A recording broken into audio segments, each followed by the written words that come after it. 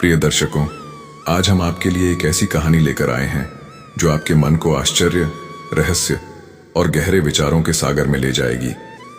ये कथा एक ऐसी नारी की है जिसके बारे में जानकर आप चकित रह जाएंगे। एक ऐसी नारी जो आधी ब्याही थी और आधी कुंवारी। क्या आपने कभी सोचा कि ऐसा कैसे हो सकता है?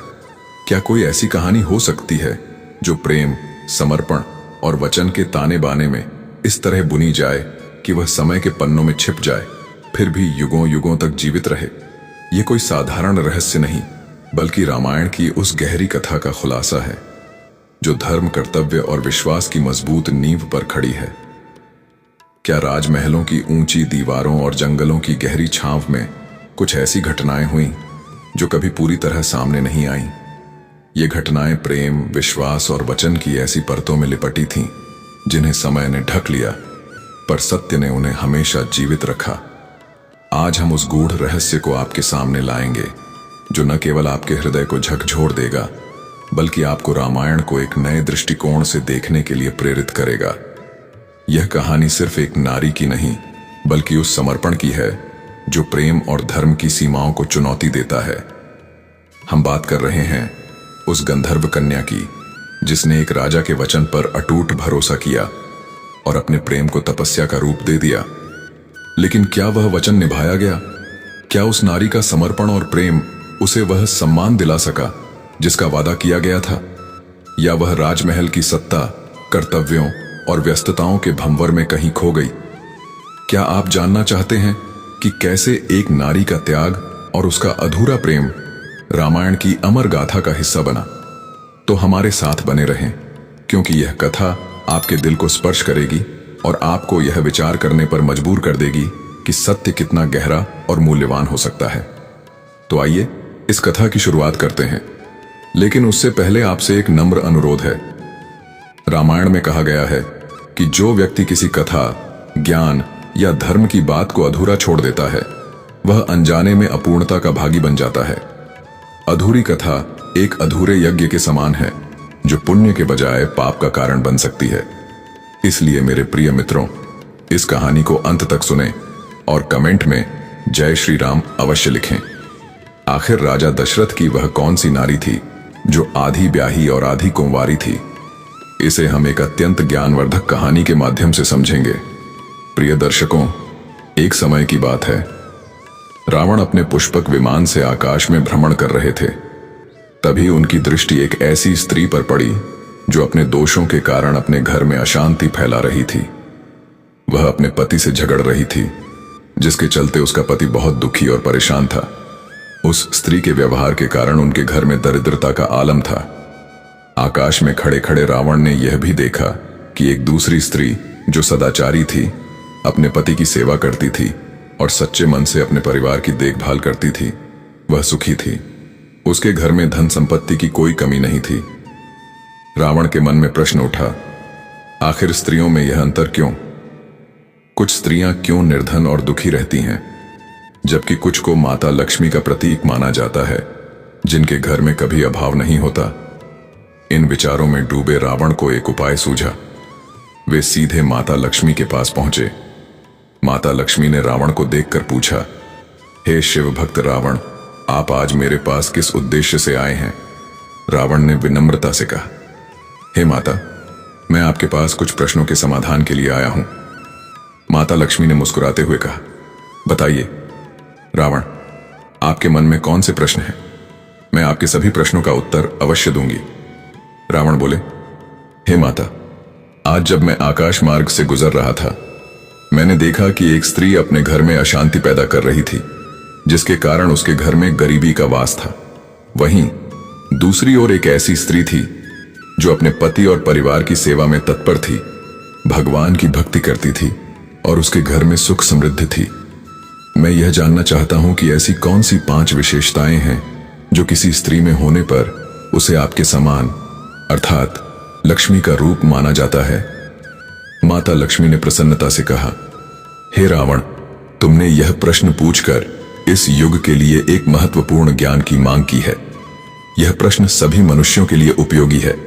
मैं तुम्हें इसका उत्तर एक छोटी सी कहानी के माध्यम से दूंगी।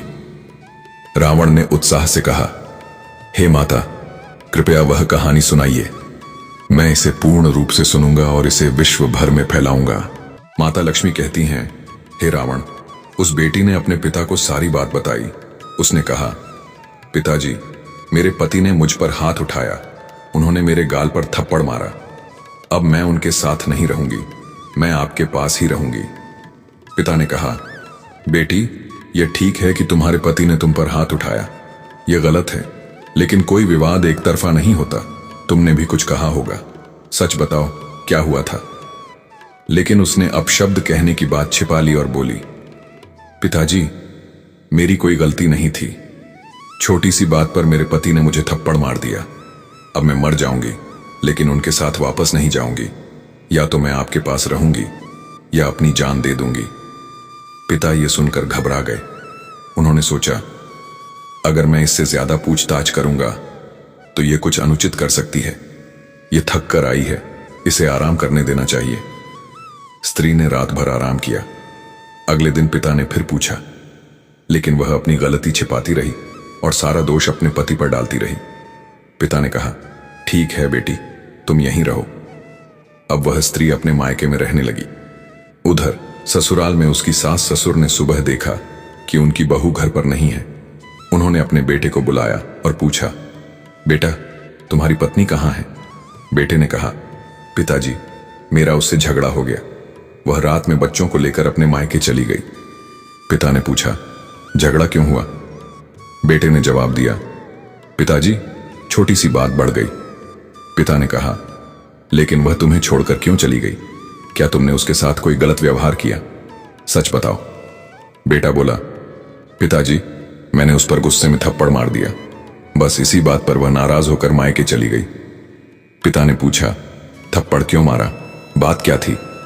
बेटे ने कहा, पिताजी, उसने मुझे अपशब्द कहे, इससे मुझे क्रोध आ गया और मैंने उसे थप्पड़ मार दिया। पिता ने समझाया, बेटा, तुमने गलत किया। स्त्री घर की लक्ष्मी होती है।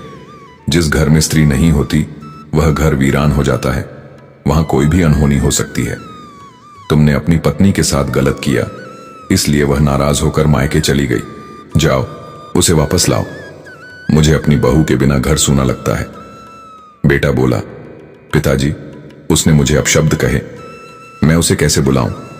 मैं मानता हूं कि स्त्री घर की लक्ष्मी होती है, लेकिन उसने लक्ष्मी जैसे कार्य नहीं किए। वह तो कुलक्षणी है। उसमें लक्ष्मी का कोई गुण नहीं है। वह आपका सम्मान नहीं करती, मेरी सेवा नहीं करती, मेरे दोस्तों से जलती है, उनसे उल्टा सीधा बोलती है। पिताजी, एक दिन एक भिखारी हमारे द्वार पर आया। वह भीख मांगता रहा, लेकिन उसने दरवाजा बंद कर लिया। भिखारी चिल्लाता रहा, माता, मुझे भिक्षा दे दो, लेकिन उसने उसे कुछ नहीं दिया। पिताजी, आप जानते हैं कि जो स्त्री भिखारी को भीख नहीं देती वह लक्ष्मी कहलाने का हक खो देती है। भिखारी कोई नीच व्यक्ति नहीं होता, वह केवल अपने भूखे पेट के लिए अन्न मांगता है। जो उसे भीख नहीं देता वह उससे भी नीच है। मेरी पत्नी में लक्ष्मी का कोई रूप नहीं है, मैं उसे कैसे बुलाऊं? पिता ने कहा, बेटा, तुम अज्ञान की बात कर रहे हो। मैं मानता हूं कि तुम्हारी पत्नी ने गलत किया। उसने तुम्हें अपशब्द कहे, अतिथियों और भिखारियों का सम्मान नहीं किया, लेकिन पति का धर्म होता है अपनी पत्नी को समझाना। अगर वह गलत रास्ते पर है तो उसे सही मार्ग दिखाना तुम्हारा कर्तव्य है। तुमने उसे समझाने के बजाय थप्पड़ मारा। यह तुम्हारी गलती है। मेरा आदेश है, जाओ और अपनी पत्नी को वापस लाओ। पिता की बात सुनकर बेटा बोला, ठीक है पिताजी, जैसा आप कहते हैं मैं वैसा करूंगा, लेकिन मुझे उसमें लक्ष्मी का कोई गुण दिखाई नहीं देता। पिता ने कहा, बेटा, पहले उसे लाओ, मैं और तुम मिलकर उसे समझाएंगे। माता लक्ष्मी कहती हैं, हे रावण। पिता की बात मानकर वह बेटा अपनी पत्नी को लाने मायके गया। वह उसी जंगल के रास्ते से गया जिससे उसकी पत्नी बच्चों के साथ मायके गई थी। जंगल में उसे अपनी बेटी की एक चप्पल पड़ी मिली। वह घबरा गया और सोचने लगा, कहीं मेरी पत्नी और बच्चों के साथ कोई अनहोनी तो नहीं हुई। हिम्मत बांधकर वह आगे बढ़ा और मायके पहुंचा। वहां उसकी पत्नी बच्चों के साथ दरवाजे पर खड़ी थी। उसे देखते ही वह बच्चों से बोली, तुम्हारे पिताजी आए हैं, उनके पास जाओ। बच्चे अपने पिता से लिपट गए। और वह पत्नी दरवाजा बंद कर अंदर चली गई। वह रात मायके में रुका। सास ससुर ने उसका खूब स्वागत किया। सुबह सास ससुर ने अपनी बेटी को बुलाया और दामाद से पूछा, बेटा, तुमने अपनी पत्नी पर हाथ क्यों उठाया? उसकी कोई गलती भी नहीं थी। उसने बताया कि छोटी सी बात पर तुमने उसे थप्पड़ मार दिया। ऐसा क्यों किया? दामाद बोला, पिताजी, आपकी बेटी अपने दोष नहीं बताएगी। उसने मुझे अपशब्द कहे, इसीलिए गुस्से में मैंने उसे थप्पड़ मार दिया। हमारी परंपरा कहती है कि स्त्री घर की लक्ष्मी होती है, लेकिन जब वह पति का अपमान करती है तो इससे बड़ा अपराध क्या हो सकता है? पिता ने बेटी से पूछा, क्या तुमने अपने पति को अपशब्द कहे? बेटी चुप रही। पिता को क्रोध आया और वे बोले, बेटी, तुम एक स्त्री हो, पत्नी हो और मां भी हो। तुमने न तो पत्नी का धर्म निभाया न मां का। तुम बच्चों को लेकर बिना सोचे मायके चली आई। क्या तुम्हें अपने बच्चों के भविष्य की चिंता नहीं? तुम्हें अपने ससुराल लौटना चाहिए। बेटी बोली, पिताजी, मैं मर जाऊंगी लेकिन उनके साथ नहीं जाऊंगी। माता लक्ष्मी कहती हैं। पिता ने उसे समझाया, बेटी, तुम्हारे अंदर अभी क्रोध और अज्ञान है। मैंने तुम्हारा विवाह कराकर अपना धर्म निभाया। अब तुम्हारा धर्म है कि तुम अपने ससुराल जाओ। अगर तुम यहीं रहोगी तो कितने दिन रहोगी? हम बूढ़े हो चुके हैं। हमारे जाने के बाद तुम्हारे भाई भाभी तुम्हें ताने देंगे, तुम्हारा अपमान करेंगे। उससे ज्यादा दुख तुम्हें होगा। बेटी का असली घर उसका ससुराल होता है। वहां ही उसे सुख और सम्मान मिलता है। पिता ने आगे कहा, पति पत्नी में छोटी मोटी अनबन होती रहती है, लेकिन तुम्हें क्रोध में अपशब्द नहीं कहने चाहिए। पहले स्वयं को सुधारो, फिर दूसरों को सुधारने की बात करो। अपने सास ससुर और पति की सेवा करो। अपने बच्चों का पालन पोषण करो। यही तुम्हारा सुख है। पिता की बात सुनकर बेटी रोने लगी और बोली, पिताजी, मुझे क्षमा करें। मैंने अज्ञान में गलती की। मैं समझ गई कि बेटी का सुख ससुराल में ही है। मैं अपने पति से क्षमा मांगूंगी। माता पिता खुश हुए और दान दहेज के साथ बेटी और दामाद को विदा किया। पति अपनी पत्नी और बच्चों को लेकर ससुराल लौटने लगा। रास्ते में उसे बेटी की चप्पल मिलने की बात याद आई। उसने पूछा, तुम रात में कहां रुकी थी? पत्नी बोली, स्वामी, एक साधु ने मुझे अपने आश्रम में रुकने को कहा था। सुबह मैं वहां से निकली। साधु ने कहा था कि ससुराल लौटते समय मुझसे मिलना। पति बोला, चलो उनसे मिलते हैं। वे साधु के आश्रम पहुंचे। साधु स्नान कर रहे थे। उन्होंने स्त्री को पहचान लिया और बोले, पुत्री, तुम लौट आई। मैंने कहा था कि स्त्री का सुख ससुराल में है। स्त्री ने क्षमा मांगी और बोली, महाराज, मैंने क्रोध में गलती की। अब मैं समझ गई हूं। माता लक्ष्मी कहती हैं, साधु ने उस स्त्री को 5 गुण सिखाए। उन्होंने कहा, पुत्री, ये 5 गुण वाली स्त्री को लक्ष्मी का रूप माना जाता है। पहला गुण, जो स्त्री सुबह जल्दी उठकर स्नान करती है, पूजा पाठ करती है, घर की साफ सफाई करती है और बच्चों को समय पर स्कूल भेजती है, उसके घर में लक्ष्मी का वास होता है।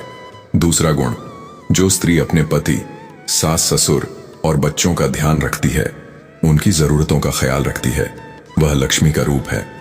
तीसरा गुण, जो स्त्री अपने पति और सास ससुर को अपशब्द नहीं कहती, उनका सम्मान करती है, वह लक्ष्मी कहलाती है।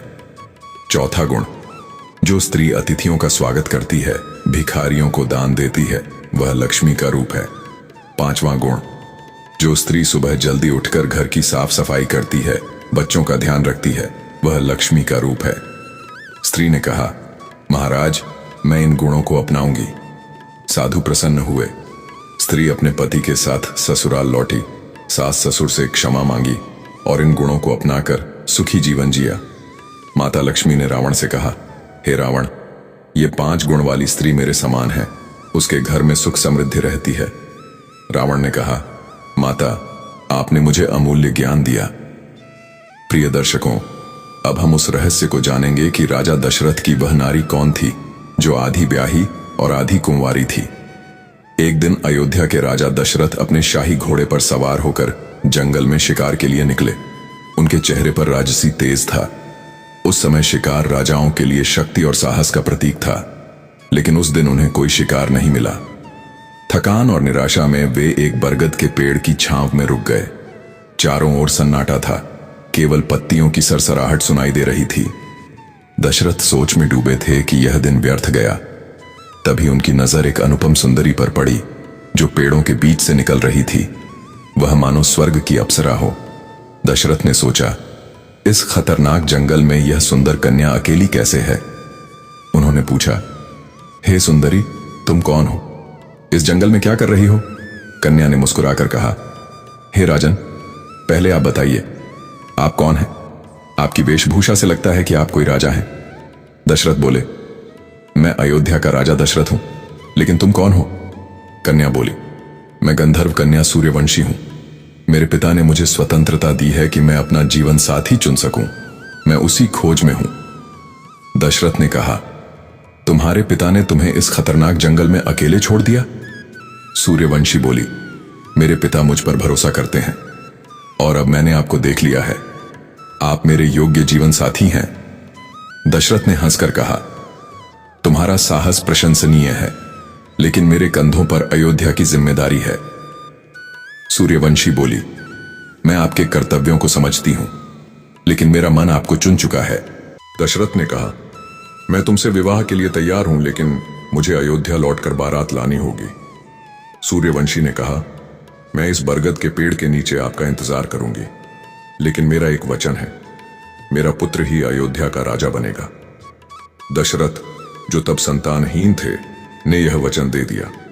सूर्यवंशी ने कहा, मैं आपका इंतजार करूंगी। दशरथ अयोध्या लौट गए, लेकिन राजकीय कार्यों में उलझकर सूर्यवंशी को भूल गए।